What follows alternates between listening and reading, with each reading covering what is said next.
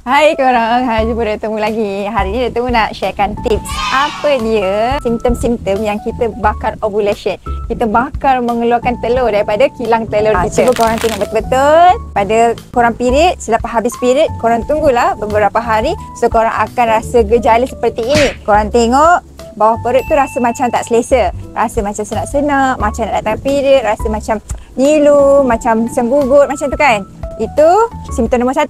Nombor 2, korang akan rasa juga lendi korang tu lebih banyak. Dia basah. Dia boleh jadi beberapa hari sebelum hari ovulation tu. Kemudian banyak lagi gejala yang boleh ada. Mungkin dia keluar spotting, macam darah sikit-sikit waktu tu.